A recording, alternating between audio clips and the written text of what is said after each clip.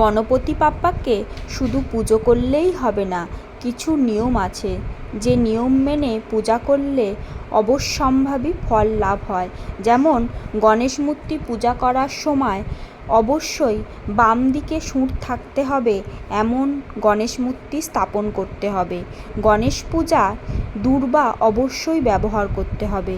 গণেশ দেবতার প্রিয় সংখ্যা 21, এই জন্য আপনাকে অবশ্যই 21টি দূর্বা দিয়ে পূজা করতে হবে। গণেশ পূজার জন্য লাল চন্দন ব্যবহার করতে হবে।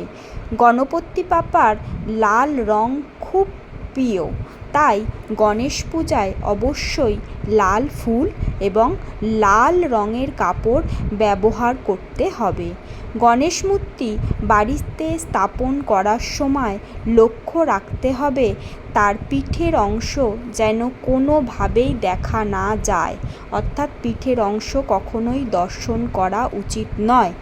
গণেশজির পূজা করার জন্য সাদা রঙের মূর্তি ব্যবহার করলে ভালো হয়, অর্থাৎ বাড়িতে পূজা করার জন্য অবশ্যই সাদা রঙের মূর্তি, গণেশের মূর্তি ব্যবহার করবেন।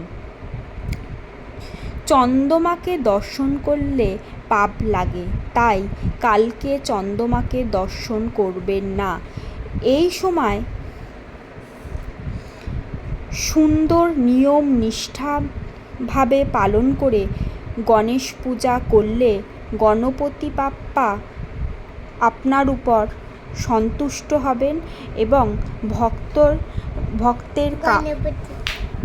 ভক্তের কামনা বাসনা অবশ্যই পূর্ণ হবে। গণেশজি সবার মঙ্গল করো, কৃপা করো, দয়া করো। গণপতি বাপ্পা মোরিয়া। সিদ্ধিবিনায়ক নমো নমঃ। ওম গণেশায় নমঃ। গণেশজির কৃপায় সকলের ভালো কাটুক, শুভ হোক।